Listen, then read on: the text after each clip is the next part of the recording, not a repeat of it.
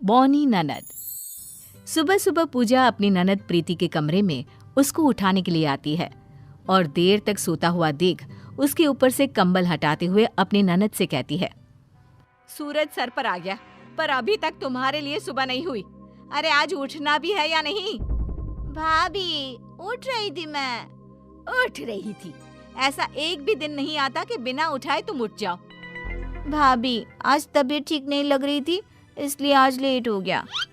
तुम्हारी तो रोज ही तबीयत खराब होती है।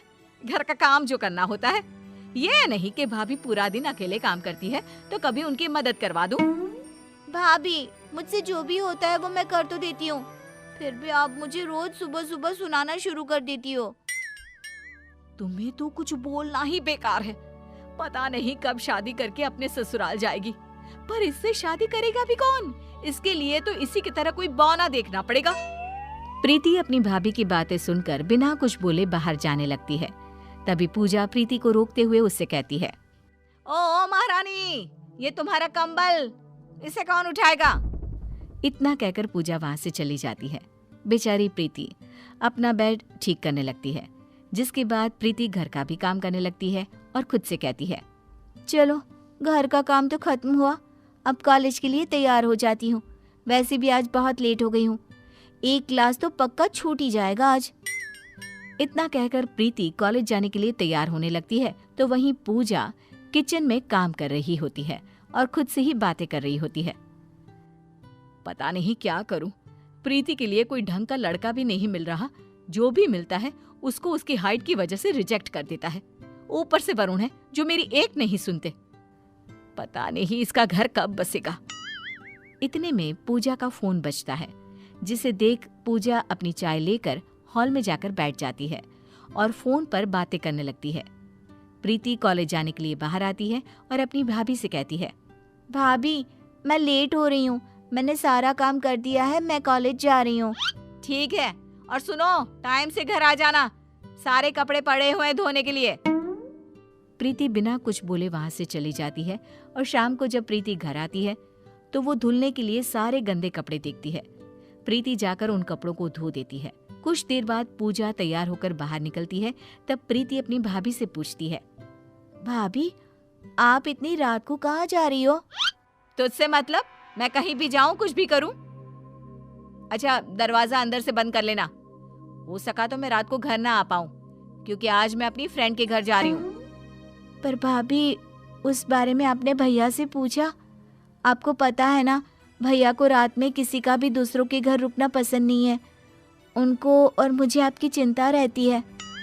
अगर तुम चुगली ना करो तो वरुण को मैं संभाल लूंगी, पर नहीं, जितना बड़ा तुम्हारा कद नहीं, उससे ज्यादा तो तुम्हें उछलना होता है। मेरी कोई लाइफ नहीं है क्या? तुम कॉलेज के बहाने और तुम्हारे भैया ऑफिस ट्रिप के बहाने घूम लेते हो, और मैं तो इस घर में ही रहती हूँ। मेरा दम नहीं घुटता क्या? इसलिए अगर मैं एक दिन अपनी फ्रेंड के साथ बाहर जा रही हूँ तो इसमें बुराई क्या है? भाभी रात को आप बिना बताए जा रही हो, कल को आपको कुछ हो गया तो मैं भैया को क्या जवाब दूंगी? कोई जवाब देने की जरूरत नहीं है। रोटी बनी हुई है, खाना खाकर सो जाना। वरुण से मैं खुद बात कर लूंगी। इतना कहकर पूजा अपनी दोस्त के साथ घूमने के लिए निकल जाती है, पर बेचारी प्रीति रोती रहती है।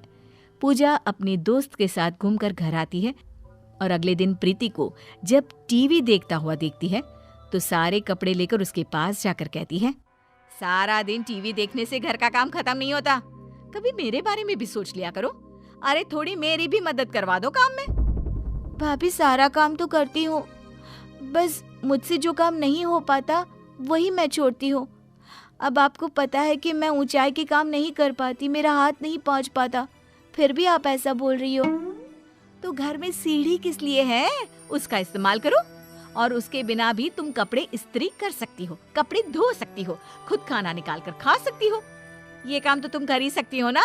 पर नहीं जी, तुम्हें तो कुछ नहीं करना, भाभी जो है सारा काम करने के लिए। उन दोनों में बहस हो ही रही होती है। तभी प्रीति के फोन पर उसके भैया का फोन आता है और पूजा प्रीति से पूछती है, किसका फोन है? अब भैया का फोन है। वरुण को कल के बारे में कुछ मत बताना।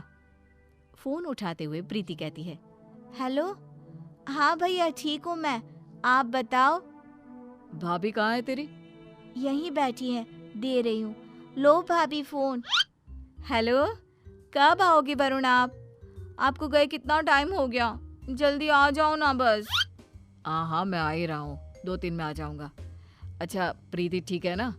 तुम दोनों की अब लड़ाई तो नहीं होती ना पहले की तरह? नहीं जी, सब ठीक है, बस आप आ जाइए। इतना कहकर वो फोन रख देती है। ऐसे ही कुछ दिन और बीत जाते हैं।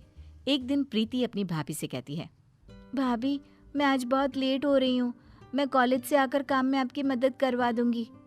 प्रीति ये सब बोल रही होती है पर फिर भी पूजा उसकी किसी भी बात का जवाब नहीं देती और प्रीति अपनी भाभी के कमरे में जाती है जहां वो पूजा को सोते हुए देखती है। ये देखकर पूजा को उठाने के लिए उसका हाथ पकड़कर हिलाती है तो वो देखती है कि पूजा का हाथ बहुत गर्म है। ये देखकर प्रीति खुद से कहती है, अरे भाभी को तो बहुत ही ज्यादा बुखार है। एक काम करती हूँ, मैं आज कॉलेज से छुट्टी ले लेती हूँ और भाभी की देखभाल करती हूँ। अभी तो दवाई लाकर दे दूँ। दवाई खाने के बाद जैसे ही भाभी को आराम मिलेगा मैं इन्हें डॉक्टर के पास ले जाऊंगी। इतना कहकर प्रीति अपनी भाभी का ख्याल रखने लगती है। भाभी उठो, दवाई ले लो। तुम कॉलेज नहीं गई आज? नहीं, आज मैं घर पर रहकर सारा काम कर लूंगी। आज ना आप आराम करो बस। पर तुम काम कैसे करोगी? तुम्हारा हाथ नहीं पहुंच पाता और आज किचन की सफाई भी करनी थी। भाभी मैं सब कर लूंगी, आप बस आराम करो।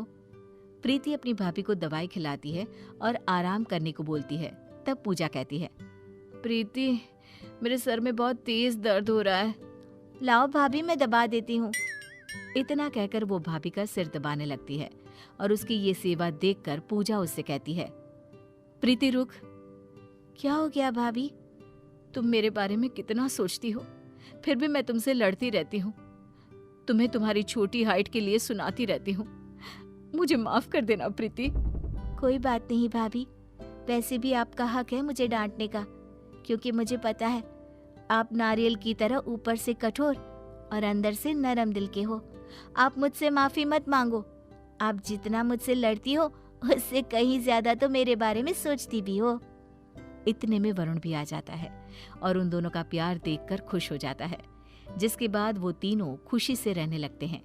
कहते हैं ना, जहाँ 4 बर्तन होते हैं वहाँ सनसनाहट तो होती ही रहती है।